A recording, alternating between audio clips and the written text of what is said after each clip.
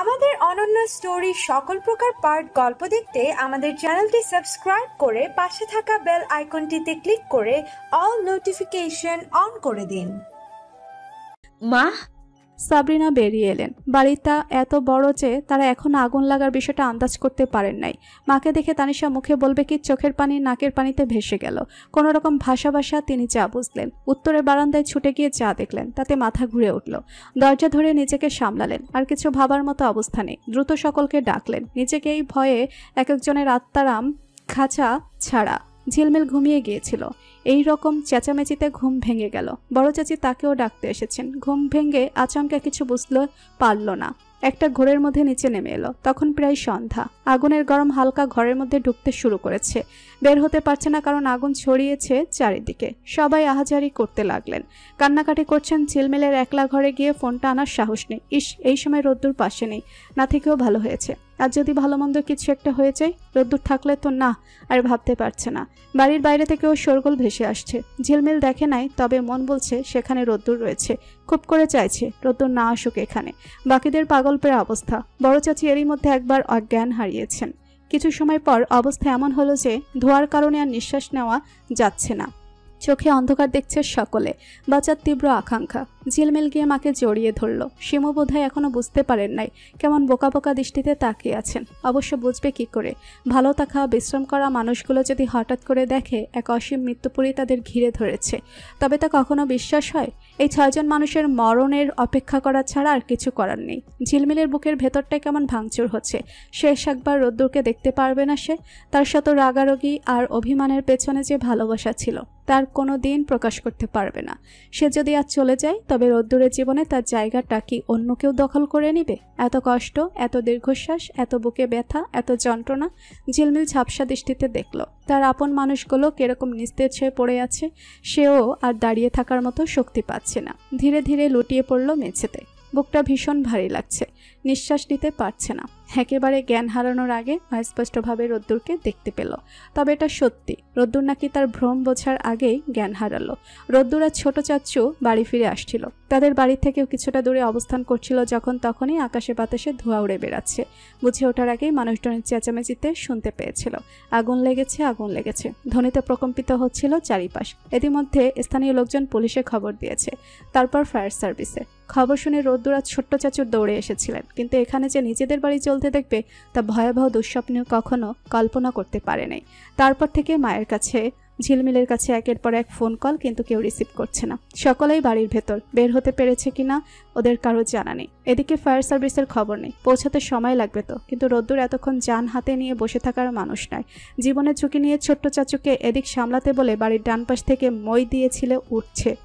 তখন আগুন কেবল ছড়াতে শুরু করেছে। ধোঁয়াজে ভাড়া সৈন্য সামন্ত নিয়ে এগিয়ে আসছে। তাতে সামান্যে এগিয়ে যাওয়া দুষ্কার। যেহেতু এই পথ ব্যবহার করতে হবে, তাই রোদ্দুর উপর হয়ে এগিয়ে গেল। সিঁড়ি বেয়ে কীভাবে যে নিচ পর্যন্ত এসেছে তা নিজেরও অজানা। তখন ফায়ার সার্ভিস চলে এসেছে। গাড়ির আওয়াজ শোনা যাচ্ছিল। ধোঁয়া আচ্ছানো চারিপাশ। তবুও খুঁজে বের করতে পেরেছে তাদের, কিন্তু রোদ্দুরের পক্ষে সম্ভব হয়নি তাদের বাইরে বের করে নিয়ে আসার। দ্রুত আগুন ছড়াচ্ছিল। ঘরের মাঝামাঝি স্থান দাউ দাউ করে চলে গেল, আর মাঝখানে আগুনের ব্যারিকেড পড়ে গেল। যেহেতু ফায়ার সার্ভিস এসে পড়েছিল, তাই তারা বাড়ির একদিকের আগুন নিয়ন্ত্রণে এনেছিল। ভেতরে ঢুকে সবাইকে অক্ষত অবস্থায় উদ্ধার করা গেল, তবে কারো জ্ঞান ছিল না। আগেই অ্যাম্বুলেন্স কল করা হয়েছিল। ওদের দ্রুত হাসপাতালে পাঠানো হলো। খবর সবাই পেয়ে গিয়েছিল। বাড়ি বাদ দিয়ে সকলে কাজকর্ম ফেলে হাসপাতালের উদ্দেশ্যে ছুটল। ওদিকে তিথি পড়েছে ব্যাপক বিপদে। কিছুদিন আগেই বাংলাদেশ থেকে ঘুরে গিয়েছিল। দাদি মারা গেল, তবুও সে আসতে পারল না। আজ এত বড় একটা বিপদ, অথচ সে যেতে পারছে না। দূর থেকে আহাজারি করা ছাড়া আর কোনো উপায় নেই। এই অসীম পৃথিবীতে প্রতিনিয়ত কত দুর্ঘটনা ঘটে। সাম্প্রতিক এই দুর্ঘটনায় ওদের খুব বেশি ক্ষয়ক্ষতি হয়নি। ধোঁয়ার কারণে অজ্ঞান হয়ে পড়েছিল। চিকিৎসার সংস্পর্শে এসে দ্রুতই জ্ঞান ফিরল। তবে একটু আগে নিজের চোখের সামনে আগুন যেভাবে আগ্রাসী রূপ নিয়ে গিয়ে আসছিল, ওই মুহূর্তটা কিছুতেই ভোলা গেল না। ফজলুল করিম, যিনি বেশ শক্ত ধরনের মানুষ, তিনিও স্থির থাকতে পারলেন না। চোখের কোলবে অশ্রু গড়াতে লাগলো। ডাক্তারের সাথে কথা বললেন, ওদের চিকিৎসায় যেন কোনো খামতি না থাকে। বাড়ির সবাই সুস্থ আছে, ঠিক আছে, আপাতত এটুকুই স্বস্তি। পুলিশ এলো জিজ্ঞাসাবাদ করতে। যেহেতু তানিশা প্রথম দেখেছিল, তাই তাকেই জিজ্ঞাসা করা হলো সর্বপ্রথম। কিন্তু ওর মুখ থেকে একটা কথাও বের হলো না। ভয়ে সিটিয়ে গেছে। ততক্ষণে ওদের পুরো বাড়ির আগুন নিয়ন্ত্রণে চলে এসেছে। তবে বাড়িটা পরিণত হয়েছে ধ্বংসস্তূপে। দূর থেকে দেখলে কেমন গা ছমছম করে, ভয় লাগে। রোদ্দুর ঝিলমিলের কাছে গেল কথা বলার জন্য। এখানে ওরা এখনো রেস্টে। রোদ্দুর গিয়ে জিজ্ঞেস করলো, এখন কেমন লাগছে? ঝিলমিল মাথা নাড়িয়ে বলল, ঠিকঠাক। তুই ওখানে কেন এসেছিলি? যদি কিছু হয়ে যেত? রোদ্দুর ঝিলমিলের পাশে বসলো, ওর হাত ধরে বলল, নিজের কথা তো চিন্তা করিনি। আমি দেখছি আমার আপনজনেরা সব ওই অগ্নিকুণ্ডে। আমি কি করে স্থির থাকি বলতো? ঝিলমিল ঠোঁটের কোণে সামান্য হাসির রেখা ফুটিয়ে বলল, চোখ পাকিয়ে জিজ্ঞেস করলো, যদি আজ আমাদের কিছু হয়ে যেত? রোদ্দুর ঝিলমিলের হাত চেপে ধরে বলল, যা হয় নাই সেটা বলার দরকার নেই। হতে পারতো অনেক কিছুই, কিন্তু সৃষ্টিকর্তা মরণ এভাবে লিখে রাখেননি। রোদ্দুরের মধ্যে আর কোনো ভাবান্তর লক্ষ্য করা গেল না, তবে মায়ের মতো তারও বলতে ইচ্ছে করছে। কার বদনজর পড়লো আমাদের বাড়ির উপর? বিপদ কিছুতেই পিছু ছাড়ছে না। কি হচ্ছে এসব? কিন্তু বলা হলো না। সে কিচ্ছু করে নাই। তা অনুভূতি প্রকাশ, না রাগারাগি, না চিৎকার চেঁচামেচি। অসহ্য লাগছে সবকিছু। বুকের মধ্যে ভাঙচুর চলছে। দাদি কেন এভাবে চলে গেল? তিনি থাকা গেল কোনো বিপদ শুধু তাদের কেন, বাড়িটাকেও ছুঁতে পারে নাই। রোদ্দুর হাসপাতাল থেকে বের হলো। খোলা আকাশের নিচে অনেকক্ষণ গিয়ে দাঁড়িয়ে রইল। পুলিশ নিজেদের মতো তদন্ত চালাচ্ছে। প্রাথমিক তদন্তে জানিয়ে গিয়েছে, বৈদ্যুতিক গোলযোগের কারণে আগুন লেগেছে। কিছু সমস্যা হয়তো আগে থেকেই ছিল, কেউ খেয়াল না করার কারণে পরবর্তীতে সেটা ভয়ঙ্কর রূপ নিয়ে বাড়িঘর পুরো জ্বালিয়ে দিয়ে গেছে। কেউ আর কিচ্ছু বললেন না। এক কথায় সকলের ভেতরটা কেমন মিয়ে গেছে। মানুষগুলো সবাই বেঁচে আছে, তবে নিষ্প্রাণ। বাড়ির অবস্থা দেখে নেই, তবে শুনেছে বেশ ভালোই ক্ষয়ক্ষতি হয়েছে নাকি। আজকের রাতটুকু হাসপাতালেই কাটিয়ে দিল কোনো রকম। সাবরিন একটু অসুস্থ হয়ে পড়েছেন, তারও বয়স হচ্ছে। তার উপর পরপর কয়েকদিন এত ধকল গেল। ধকলের কথা বলতে গেলে সবার অবস্থাই দেখার মতো। তবে বাড়ি ফিরে যেতে কেউ মানা করল না। সূর্যি মামা জাগার আগে সকলে তৈরি হয়ে বসে রইলেন। হাসপাতাল থেকে বাড়ির দূরত্ব বেশি নয়। কিছুক্ষণের মাথায় পৌঁছে গেলেন গন্তব্যে। কিন্তু একই বাড়িঘর কোথায় তাদের? এত একটা ধ্বংসস্তূপ, পোড়া বাড়ি, ভূতের বাড়ি। সকলে বাড়ির অবস্থা দেখে আর্তনাদ করে উঠলেন। এই অবস্থায় সবাই ভেঙে চুরমার হয়ে গেল। কি বলে সান্ত্বনা দিবে নিজেদের? কিভাবে বোঝাবে? একটা দীর্ঘশ্বাস ফেলল রোদ্দুর। এই বাড়িটাই কিছুদিন আগে পর্যন্ত ভাগাভাগির কথা হচ্ছিল। নিয়তির নির্মম পরিহাসে আজ ভাগাভাগি করার জন্য এক টুকরো ইট অক্ষুণ্ণ নেই। এখানে কি তবে তারা এই পুড়ে যাওয়া ছাইগুলো ভাগাভাগি করতে পারবে? সম্ভব কখনো? সব কিছুর ঊর্ধ্বে নিয়তি বলে একটা কথা আছে। বলে না, নিয়তির লিখন খণ্ডাইকে। আসলেই তো, নিয়তির লিখন খণ্ডানোর মতো সাধ্য আছে কারো? এই তো দুদিনের দুনিয়া। স্বল্পস্থায়ী জীবনে বেঁচে থাকার জন্য যথাযথ একটা স্থান থেকে আরও উঁচু স্থানে যাওয়ার ইচ্ছে পোষণ করেছিলেন, কিন্তু সৃষ্টিকর্তার ইচ্ছে ছিল সম্পূর্ণ ভিন্ন। সময় খুব দ্রুত কেটে যায়, এই কথাটা ঠিক। তবে পাশাপাশি খারাপ সময় যে তুলনামূলক একটু ধীরতে কাটে, এটাও ঠিক। সেই বিক্ষিপ্ত ঘটনার পর একমাত্র পেরিয়ে গেছে। এই 30 দিনের পুরো সময়টা পেরিয়েছে নিজেদের ধাতস্থ করতে করতে। ফজলুল সরকার অসুস্থ হয়েছিলেন কিছুদিন। ওদিকে পুলিশ তদন্ত করছিল। ওসমান খন্দকারকে পাওয়া যায়নি, কোথাও গিয়েছেন অজানা। তবে যার বাড়িতে আশ্রয় নিয়েছিলেন এবং যেই লোকটা সব পরিকল্পনা কার্যকর করেছে, তাকে পুলিশ 2 দিন বাদেই অ্যারেস্ট করেছে। ওই লোকটাই বাড়ির পেছনে তার কেটে একটা গোলযোগ সৃষ্টি করেছিল। তারপর বাড়ির মেন সুইচে অনেকগুলো তার কেটে রেখেছিল। যেহেতু আগে থেকে কেউ বুঝতে পারেনি, তাই প্রতিপক্ষের ষড়যন্ত্রে পা দিয়েছে। বিষয়টা একটু অনুমান করতে পারলেও এত বড় দুর্ঘটনা ঘটতো না। তবে আক্ষরিক অর্থে এটা তাদের কাছে যতটা না দুর্ঘটনা, ততটাই কর্মের ফল। প্রায় অনেকদিন থেকেই বাড়ি নিয়ে ঝামেলা হচ্ছিল। এখন তো কোনো ঝামেলাও নেই, বাড়িও নেই, আর না আছে মাথা ব্যথা। তবে এতগুলো মানুষের মাথার নিচে ছাদ চলে যাওয়ায় সকলেই দুশ্চিন্তাগ্রস্ত। সবকিছু আবার নতুন করে শুরু করতে হবে, গোছাতে হবে, কিন্তু তার জন্য তো সময় প্রয়োজন। এখন সবাই ঢাকাতেই আছে। এখানে অনেক আত্মীয় স্বজন রয়েছে। সবাই মোটামুটি চেষ্টা করছে নিজেদের শক্ত করার। চেষ্টায় আংশিক সফলও হয়েছে। লোক দেখানো হলেও ঝিলমিলও নিজেকে বুঝ দিয়েছে। এদিকে রোদ্দুরের কারোর সাথে কোনো কথা নেই। মান যে বেশ করেছে তা সকলেই বুঝেছে। কে ভাঙাবে, কার মুখ আছে? রোজ নিয়ম করে অফিস যাচ্ছে, সময় মতো চলে আসছে। মাঝে কিছু সময় আর রাতের কিছু সময় ঝিলমিলের জন্য বরাদ্দ। এভাবেই চলছে। এরই মধ্যে এক রোজার ঈদ পার করে ফেললো কোনো রকম আনন্দ ছাড়া। নিজেদের এমন একটা সময়ের কথা মনে পড়লে ঝিলমিলের দুঃখে কষ্টে চোখে পানি আসে। তবে দুঃখের চেয়েও বেশি রাগ হয়। সেই রাগের আগুনেই আবার চোখের পানি শুকিয়ে যায়, শান্ত থাকে। তবে শান্ত থেকেই টের পাই দু চোখ আগুনে জ্বলার অনুভূতি। মা বাবা এখানে কিছুদিন ছিলেন। মাহমুদ সরকার কাজ আছে বলে সুখানপুর চলে গিয়েছেন। আজ শিমুও বলছিল তাদের বাসা থেকে ঘুরে আসবেন। এমনিতেই যাওয়ার সুযোগ মেলে না। এখন যেহেতু সুযোগ আর সময় আছে, তবে তা কাজে লাগানোই ভালো। ঝিলমিল অনেকবার না করেছিল, কিন্তু তিনি শোনেন নাই। রোদ্দুর গিয়ে পৌঁছে গিয়ে এসেছে। ওদের ওই বাড়িটা বেশ কিছুদিন ওইভাবেই পড়েছিল, কিন্তু গত সপ্তাহে রোদ্দুর গিয়েছিল। লোক লাগিয়ে পরিষ্কার করে একটা ঘেরাও দিয়ে রেখেছে, আর বেশ তপ্ত মেজাজে সকলের উদ্দেশ্যে বলেছে, তোমাদের এখানে থাকার ইচ্ছে ছিল না। এখানে থাকার অর্থাৎ এই বাড়িটাকে নতুন করে গড়ে তোলার কোনো দরকার নেই। আমি পরে কোনো ব্যবস্থা করব। বড় চাচা শুনে ভীষণ রাগারাগি করেছেন। রোদ্দুরের বিরুদ্ধে শত শত অভিযোগ রেখেছেন। ভাইকেও বলেছেন, তোর ছেলে যা শুরু করেছে, সময় থাকতে মানা কর। আমাদের বাড়িঘর আমরা কি করব সম্পূর্ণ আমাদের ব্যাপার। আমাকে তো খুব বলেছিস, কিন্তু মা যখন বেঁচে ছিল তখন তো টু শব্দ উচ্চারণ করে নাই। সবাই এমন একই রকম। আমি প্রকাশ করেছি বলে আমি খারাপ। আর এখন যে তোরা ছেলের প্রকাশ করছে, তার বেলায় কিছু না। একটা দুর্ঘটনা ঘটেছে সকলের অজান্তেই, সব কিছু মানলাম, কিন্তু রোদ্দুর কোন আক্কেলে বলে বাড়ির ব্যাপারে আমরা যেন নাক না গলাই? বাড়িতে আমাদের ভাগ নেই? তোর ছেলে একলাই উত্তরাধিকারী? বাপের সম্পত্তি আমরা না পেলে পাবে কে? এই বাড়ির প্রতি ওর কোনো এত লোভ? রোদ্দুর হেসেছে সে কথা শুনে। হাসতে হাসতে বলেছে, আমিও তোমাদের বংশ, একই রক্ত, তো আমার লোভ থাকবে না কেন? তারপর থেকে বড় চাচার সাথে সম্পর্ক খারাপ। উনি ওনার ছোট ভাই কিংবা তাদের সাথে সম্পৃক্ত সকলের সাথে সম্পর্ক নষ্ট করে ফেলেছেন। এখন বলতে গেলে ঝিলমিলদের এই ফ্ল্যাটটা ফাঁকা। বড় চাচা ব্যতীত সব ধরনের ঝামেলাও স্থগিত। তবে দাদি মারা যাওয়ার পর থেকে সব মিলিয়ে রোদ্দুরের মধ্যে যে কাঠখোট্টা ভাবটা এসেছে, তা আজও গেল না। দিনে দিনে কেমন গম্ভীর হয়ে যাচ্ছে। অমন মানুষের সাথে সাধারণ দুটো কথা বলতেও ভয়ও লাগে। তো ঝিলমিল মনের কথা বলবে কি? রোদ্দুরের এই স্বভাবটা তাকে পীড়া দিলেও মুখ ফুটে কিছু বলতে পারছে না। মনের কথা মনে চেপে রেখে দিয়েছে। অথচ রোদ্দুর বলেছিল, যাই হোক না কেন আমার সাথে শেয়ার করবি, ভালো খারাপ যে কোনো কিছু। আজ রোদ্দুরের বাড়ি ফিরতে দেরি হলো। ওর ভাবনা চিন্তা আলাদা।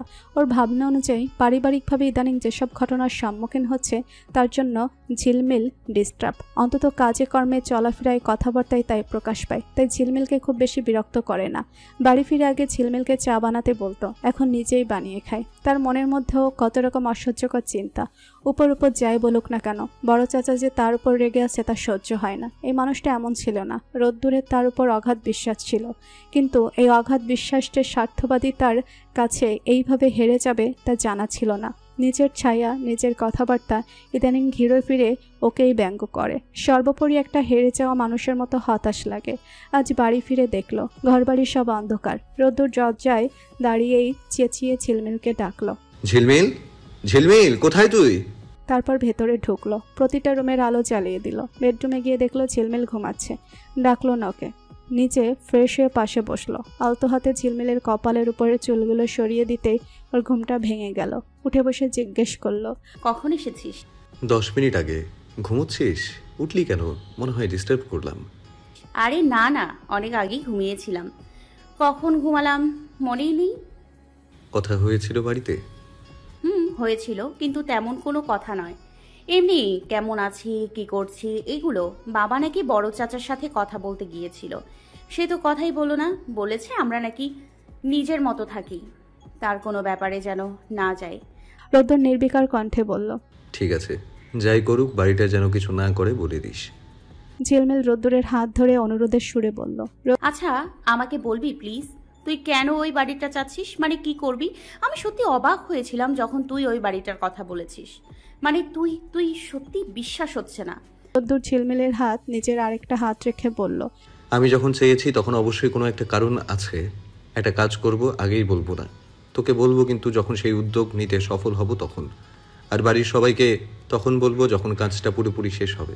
রোদ্দুর এইটুকু বলে থামলো। পুনরায় ঝিলমিলের চোখে চোখ রেখে বলল, অবিশ্বাস হচ্ছিল?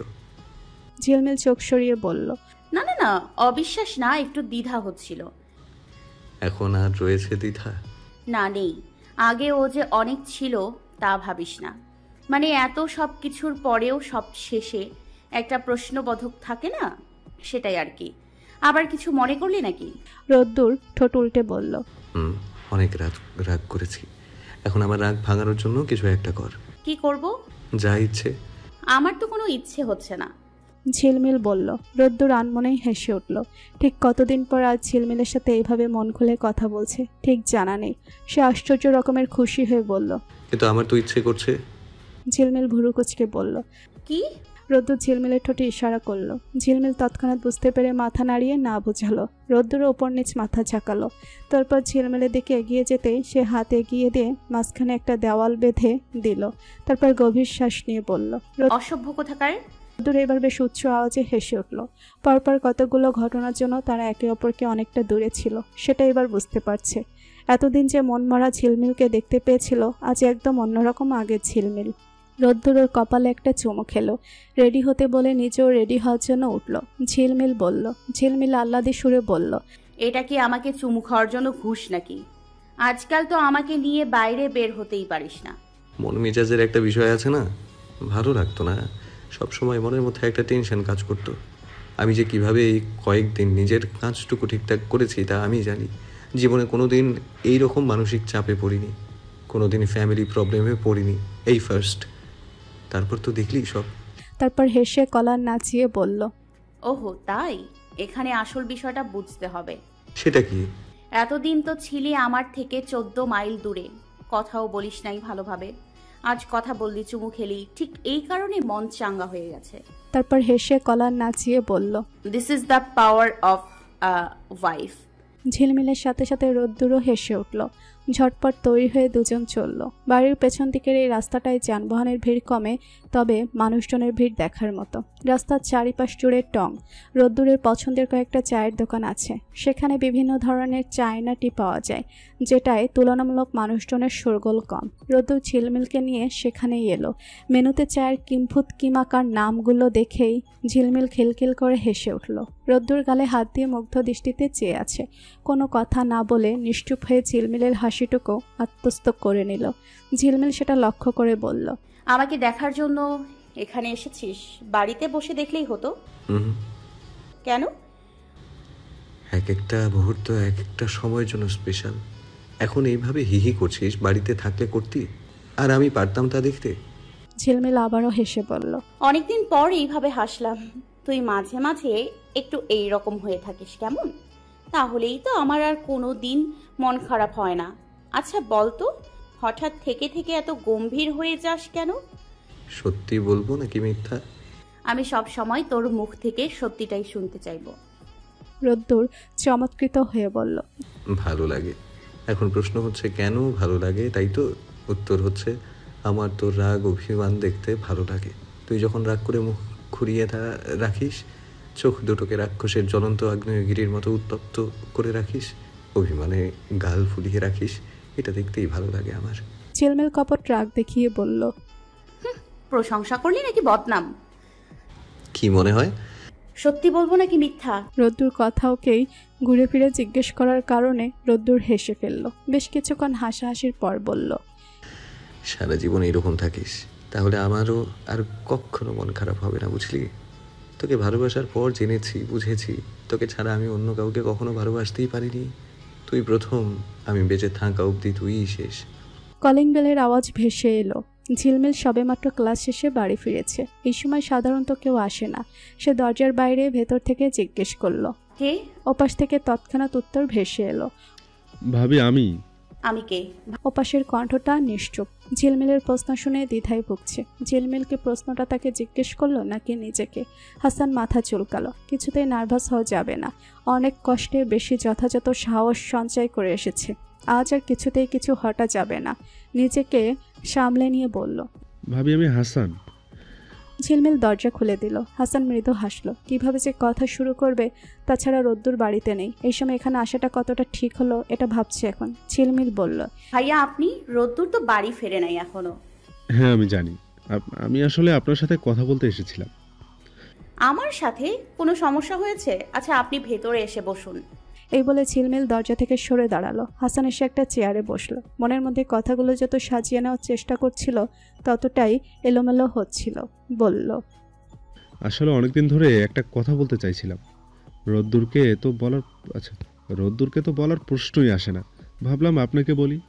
আজ যখন কথাটা বলতে এসেছি তখন বলেই ফেলি, তাই না? হ্যাঁ বলুন।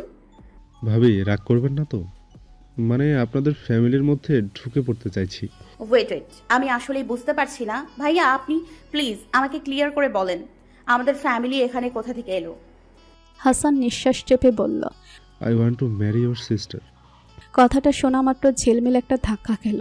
সে ভেবেছিল রোদ্দুরের বিষয় হয়তো কিছু বলতে এসেছে, কিন্তু এই ছেলে একেবারে বিয়ের প্রস্তাব নিয়ে চলে এসেছে। ঝিলমিল বলল, ভাইয়া, আমার তো একটা বোন, বয়সে বড়, ওর তো বিয়ে হয়ে গেছে। হাসান ভেবাচাকা খেয়ে বলল, তানিশা। ও আচ্ছা, এই ব্যাপার। ঝিলমিল নিজের মনে কিছুক্ষণ ভাবল। তানিশার সাথে ওর পরিচয় আছে সামান্য, এই পরিচয় থেকে প্রেম, এখন আবার বিয়ে, খুব একটা খারাপ নয়। তবে এ সম্পর্কে রোদ্দুর ভালো বলতে পারবে? ঝিলমিল জিজ্ঞেস করলো, আপনাদের সম্পর্ক কতদিনের? সম্পর্ক? হাসান মনে হয় আকাশ থেকে পড়ল। ঝিলমিল পুনরায় বলল, আপনাদের সম্পর্ক কতদিনের? বাড়িতে বোধহয় কেউ জানে না, তাই না? জানলে অবশ্য আমি কোনো না কোনোভাবে জানতে পারতাম। আসলে আমাদের মধ্যে কোনো সম্পর্ক নেই, সেভাবে চেনা জানাও নেই।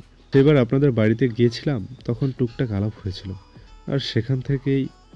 হাসান মাথা চুলকালো। ঝিলমিল চোখ পাকিয়ে বলে, প্রেম? না, ওয়ান সাইড লাভ। ঝিলমিল সব কথা শুনলো, বুঝলো, কিন্তু তার তো কিছু বলার নেই। তানিশা তার চাচাতো বোন হলেও বড় চাচার সাথে সম্পর্ক খারাপ যাচ্ছে, এমত অবস্থায় এসব কথা তাদের বলা যাবে না। ঝিলমিল এত কিছু হাসানকে বলল না। রোদ্দুরের সাথে সে কথা বলবে এটুকু বলে দিল। রোদ্দুর সবটা শুনলো রাতে। বড় চাচা তো বোধহয় রোদ্দুরের নামটাও শুনতে পারেন না। এমনিতে হাসান ভালো ছেলে, তবে সব দিক দিয়ে পারফেক্ট, কিন্তু রোদ্দুরে কিছু করার নেই। একটা হতাশা মিশ্রিত নিঃশ্বাস ফেলল। বড় চেঁচা বাদে সবার খবরই ঠিকঠাক। কয়েক মাসে সবকিছু সুন্দরভাবে গুছিয়ে ফেলেছে। আগের শখটা সকলেই কেটে উঠেছে। একমাত্র বড় চাচার সাথে রোদ্দুরে কোনো কথা নেই। এছাড়া চাচি, তন্নি আপু, তিথি আপু, তিন্নি আপু, তানিশা সকলের সাথেই যোগাযোগ রয়েছে। ওরা আবার সবাই একত্রিত হওয়ার পরিকল্পনা করছে। আগে তো তাদের মেলবন্ধনের জন্য বাড়িটা ছিল, তাই সবাই একসাথে একত্রিত হতে পেরেছে। এখন সম্ভব কিনা কে জানে, হয়তো কিছু সময়ের জন্য সম্ভব হবে, তবে আগের মতো রাতের পর রাত জেগে সেই আড্ডা হবে না। সময় আর সম্পর্ক একই রশিতে বাঁধা। সময়ের সাথে সাথে বোধ করি এমনি করেই পাল্লা দিয়ে সম্পর্কটাও এগিয়ে যায়। সময় চলে গেলে যেমন ফিরে পাওয়া যায় না, তেমনি কিছু সম্পর্ক হারিয়ে গেলেও ফিরে পাওয়া যায় না। তখন শুধু দীর্ঘশ্বাস আর দীর্ঘশ্বাস। রোদ্দুর অবশ্য ঝিলমিলকে মানা করে প্রতিটা পদে পদে এরকম আপসেট হতে। বেশ হাসি মুখে বিপক্ষে থাকা সকলকে কাজকলা দেখিয়ে বলে, ধুর ছাই, কি হবে মানুষের কথায় কান দিয়ে? আমার জীবন, আমার সব কিছু, তো আমি কেন অযথা কারো কথা শুনে নিজেকে দোষারোপ করব? জীবন আর কয়দিনের? আমার কাছে বেঁচে থাকার একটা অপশন, সেটা হচ্ছে আমার আপন মানুষগুলোর সাথে ভালো থাকা। ব্যাস, আর কি চাই আবার? মানুষের বাজে মন্তব্য শ্রবণ করে আমি কেন দিন শেষে আমার প্রেশার বাড়াবো? ঝিলমিলের চোখে মুখে হাসি ফুটে ওঠে। সে মনে মনে ঠিক এইরকম একটা মানুষ চেয়েছিল। ওর এই আত্মবিশ্বাস, দায়িত্ববোধ, সৎসাহস, যত্ন, সততা, সম্মানবোধ, উদার মনোভাব কিংবা প্রতিজ্ঞাবদ্ধতা সবটাই ঝিলমিলকে বেঁধে রাখছে। দুজনের মধ্যেকার বোঝাপড়া ভালো। এই যে দুজন মানুষ, দূর প্রান্তে ওরা কখনো ভেবেছিল এক হবে, একটা সুন্দর সংসার গড়ে তুলবে? এত ঝড়ঝাপটা দুজন হাতে হাত রেখে পাড়ি দিবে কিচ্ছু ভাবে নাই, ভুল করেও ভাবে নাই। কিন্তু তাদের ভাগ্যে এটাই লেখা ছিল, যা একমাত্র দাদি বুঝতে পেরেছিলেন। ঠিক এই কারণেই ওরা দাদির প্রতি একটু বেশি অনুগ্রহী। হাসানের সাথে রোদ্দুরের দেখা হয় প্রতিনিয়ত, কিন্তু রোদ্দুর নিজের দিকটা খোলসা করার পর থেকে সে আর নিজে থেকে কিছু বলে নাই, হয়তো বলবে না। নিজের কষ্ট চাপা দিতে শিখে যাবে। এখন তো সবাই ঢাকাতেই আছে, যার যার মতো। ঝিলমিল যেহেতু একা চলাফেরা করতে শিখে গেছে, তাই সে প্রায় মায়ের কাছে যায়। শাশুড়ির রূপী মেজো চাচির সাথে দেখা করে আসে। রোদ্দুরের তো সব সময় যেতে পারে না, সপ্তাহে একদিন গিয়ে দেখা করে আসে। এই তো জীবন কিছুটা সুখ আবার দুঃখের মিশ্রণ। দুঃখ বলতে যেটা সেটা হচ্ছে, ঝিলমিলের মাঝে মাঝে রোদ্দুরের উপর রাগ হয় ওর সাথে কথা বলার কারণে। ঝিলমিল যত মানা করবে সে আরও এক ধাপ এগিয়ে যাবে। রোদ্দুরের কথা হচ্ছে, তোকে তো আমি বলেছিলাম আমার শর্ত মানতে, তুই মানিস? শর্ত কমাতে কমাতে চুমুর পরিমাণ মাত্র 5টা করে ফেললাম। তুই তো কঞ্জুসের কঞ্জুস, যে নিজের বরকে সারাদিনে মাত্র 5টা চুমু খেতে কিপটেমে করিস। ঝিলমিল ওর দিকে কটমট দৃষ্টিতে তাকায়। তবে রোদ্দুর এখন আর ভুলেও রাগারাগি করার মতো কিছু করে না। তবুও যদি কোনো কারণবশত তার একমাত্র আদরের বউ রাগ করে বসে, তবে রোদ্দুর ঠিক মানিয়ে নেয় নিজের মতো করে। সুখানপুরে ফজলুল সরকার একাই রয়ে গেছেন, যেহেতু এখানেই তার সব কাজকর্ম। বাকিরা 2 জায়গায় যাতায়াত করেন। বাড়িটা ওইভাবেই পড়ে আছে। রোদ্দুর আসছে না বেশ কয়েকদিন হয়ে গেছে। সে যে কি পরিকল্পনা আসছে মনে মনে কে জানে। পুলিশ এখন ওসমান খন্দকারের খোঁজ চালিয়ে যাচ্ছে। এত তীক্ষ্ণ সতর্কতার পরেও সে যে কোথায় গা ঢাকা দিয়েছে সেটাই বা কে বলতে পারে। তবে সরকার পরিবারের প্রতিটি মানুষের সতর্কতার জন্য তার খোঁজ পাওয়া জরুরি। কোথায় ঘাপটি মেরে বসে আছে, আবার যে কোনো পরিকল্পনা করবে না তার নিশ্চয়তা নেই। আজ মনোহর সরকার এসেছেন বড় ভাইয়ের সাথে দেখা করতে। তাকে পাওয়া গেল ক্লাবে, বসে বসে পত্রিকা পড়ছিলেন। মনোহর সরকার গিয়ে তার সামনে চেয়ারটা দখল করে বসলো। তিনি খেয়াল করে বেশ খড়খড়ে গলায় বললেন, কি ব্যাপার, হঠাৎ তুই এখানে? ঘুরতে এলাম। এখানে ঘুরে দেখার মতো কোনো জায়গা আছে? মনোহর সরকার হেসে বললেন, হ্যাঁ, আপনার খবর নিতে এসেছি। সব কিছু থেকে আলাদা হয়ে গেলেন কেন? মা কি বলেছিলেন ভুলে গেছেন? আমাদের এই শিক্ষা দিয়েছেন, এমন কি কথা ছিল? রোদ্দুর আপনার হাঁটুর বয়সী, আর তার উপর রাগ করে বসে আছেন। কত জমি জমা পড়ে রয়েছে, সেসব চেয়েছে সে। শুধুমাত্র বাড়িটাকে রাখতে বলেছে। আপনার ভাগের অঢেল জমি জমার কাছে ওই বাড়িটা একদমই নগণ্য। ফজলুল সরকার কিছু বললেন না। বেশি কিছুদিন যাবৎ একটু একটু করে নিজের ভুল বুঝতে পারছেন, তবে মনের ভেতরের অহংকারবোধ কারণে সেটা স্বীকার করতে পারছেন না। সবার সাথে মিলতে পারছেন না। জীবন তো অল্প কয়েকদিনের। নিজের মানুষদের সাথে এত রাগ অভিমান করে কি হবে? উঁচু উঁচু পাহাড়ের চূড়ায় সাদা মেঘের ভেলা, আর একটু হলেই বোধহয় নিচে অবস্থান করা মানুষগুলোকে ছুঁয়ে দিয়ে যাবে। ধরতে গেলেই হাতের মুঠো ছেড়ে বেরিয়ে পড়ছে সবুজ বন, পাহাড়, ঘাসের বুনো গন্ধ, অচেনা ফুলগুলোর মন মাতানো গন্ধ মেখে সে হেঁটে বেড়াচ্ছে। তারপর বেশ কিছুক্ষণ পর পেছন থেকে ঝিলমিলের হাতটা কেউ শক্ত করে ধরল। প্রকৃতি উপভোগ করতে করতে সেই মানুষটার দিকে ঝিলমিল ফিরে তাকালো না, তবু স্পর্শ খুব চেনা, খুব আপন। এই যে পাহাড়ের এক কিনার দিকে ছুটে চলেছে, হেলতে দুলতে পথ পাড়ি দিচ্ছে, তুলোর মতো ভেজা নরম মেঘগুলো ছুঁয়ে দেওয়ার আপ্রাণ চেষ্টা করছে, কিন্তু তার একটুও ভয় হচ্ছে না, একটু সংকোচ হচ্ছে না, কারণ সে ইতিমধ্যে জেনে গেছে রোদ্দুর তার সাথে আছে, পাশে আছে। রোদ্দুর হাত ঘড়িতে চোখ বুলিয়ে বলল, সন্ধ্যা নেমেছে অনেকক্ষণ, আমরা ফিরবো না? প্রশ্নটা বোধহয় সে নিজেকেই করেছিল, কারণ উত্তরটাও নিজেই দিল। চল ফিরে যাই। ঝিলমিল নীরব থাকলো। বসন্ত বাতাস যেভাবে নিজে ছুটে চলছে, ঝিলমিলকেও নিয়ে যাচ্ছে। স্বপ্ন স্বপ্ন আবেশে মন হারিয়ে আবার রোদ্দুরের ডাকে মন ফিরে পাচ্ছে। সন্ধ্যায় পাহাড়ের উপর দিয়ে ভেসে যাওয়া কুয়াশাগুলো যে এক জাদুকরী পরিবেশের সৃষ্টি করেছে, তার স্বপ্নের চেয়েও স্বপ্নময়। ঝিলমিল আবেশে চোখ বুঝে রোদ্দুরের উদ্দেশ্য বলল, আচ্ছা, তোর কি প্রেমের অনুভূতি যাচ্ছে না? রোদ্দুর বলল, সেটা না, রুমে গেলে। ঝিলমিল তৎক্ষণাৎ ঘুরে তাকালো, কোমরে হাত দিয়ে বলল, আরে আমি প্রকৃতি প্রেমের কথা বলছি। ও আচ্ছা, ওটা তো সব সময়ই থাকে, তবে আপনার প্রতি প্রেমটা থেকে থেকে জেগে ওঠে। সব সময় যদি প্রকৃতি প্রেম থাকে তবে এত যাই যাই করছিস কেন? রোদ্দুর চোখ টিপে উত্তর দিল, কারণ এখন তোর প্রতি প্রেমটা উতলে উঠেছে। ঝিলমিল রোদ্দুরের বুকে হাত দিয়ে বলল, তাই আমি কিন্তু প্রেম থেকে দূরে দূরে থাকার চেষ্টা করি, কখন না কখন আবার ফেসে যাই। আবার ফেসে গেলে হবে বলতো? আমার সংসার সামলানোর দায়িত্ব আছে, কত কাজ। সময়ে অসময়ে তোর মতো আমার প্রেম পেলে চলবে? এত প্রেম পেলে তো প্রেমে পাগল হয়ে যাব। রোদ্দুর ব্যথাতুর ভঙ্গিতে হাসল, এত ভয়? তো ভয় লাগবে না? একবার যে পীড়িতের কাঁঠালের আঠা লেগেছে সেটাই তো ছোটাতে পারলাম না। দ্বিতীয়বার যদি সেই আঠা আবার লাগে তাহলে তো আমার অস্তিত্ব খুঁজে পাওয়া যাবে না, বলল। রোদ্দুর হো হো করে হেসে উঠল। রাত হয়ে যাচ্ছে, তাই ফিরে যাচ্ছিল। গতকাল তারা থানচি এসেছে। এটা রোদ্দুরের অফিস ট্যুর, 5 দিনের জন্য। শহরের যানজট ঠেকিয়ে ব্যস্ততা পার করে পারিবারিক কোলাহল থেকে বের হয়ে সবুজের সংস্পর্শে এসে মনটা ভালো হয়ে গেছে। ঝিলমিল বলে দিয়েছে, যতদিন এখানে আছি ততদিন অন্য কোনো কথা হবে না, শুধু তুই আর আমি। এর বাইরে আমরা অন্য কাউকে চিনি না, জানিও না, ওকে? রোদ্দুরও ডিল কনফার্ম করে দিয়েছে। স্বপ্নের সময় কিংবা সুখের সময়গুলো খুব দ্রুতই কেটে যায়। এখানে আসার পর কিভাবে যে 5টা দিন কেটে গেল বুঝতেই পারল না। বের হওয়ার আগ মুহূর্তে ঝিলমিল ঠোঁট উল্টে বলল, এখানে আসলে আমরা কি করলাম? ঢাকা ফিরে আসার পর কিছুদিন আলস্য ভঙ্গিতে কাটলো। সময় গড়াতে গড়াতে ঠিক 1 বছরের কাছাকাছি এসে ঠেকলো। কিসের 1 বছর? এই তো এই আদর, মায়া আর ভালোবাসার সম্পর্কের 1 বছর। ঝিলমিল আগের দিন রাতেই জানিয়ে দিয়েছে। আমার জন্য সারপ্রাইজের ব্যবস্থা করবি কিন্তু। রোদ্দুরটা শুনে মাথায় হাত দিয়ে বলল, বাবারে, এক পাগলের সাথে 1 বছর কাটিয়ে দিচ্ছি, এটা উপলক্ষে আমাকে গিফট দেওয়া উচিত। সম্ভব হলে আমাকে একটা নোবেল দিস। রোদ্দুর ঘড়ির দিকে তাকালো। 12টা বাজতে এখনো কিছুটা সময় বাকি আছে। ঝিলমিলকে নিয়ে এখনই বেরিয়ে পড়তে হয়। অবশ্য কোথায় যাবে কিংবা কী কারণে বাইরে যাচ্ছে তা বলল না। ঠিক 10 মিনিট সময় দিল ঝিলমিলকে। রোদ্দুরও তৈরি হয়ে নিল।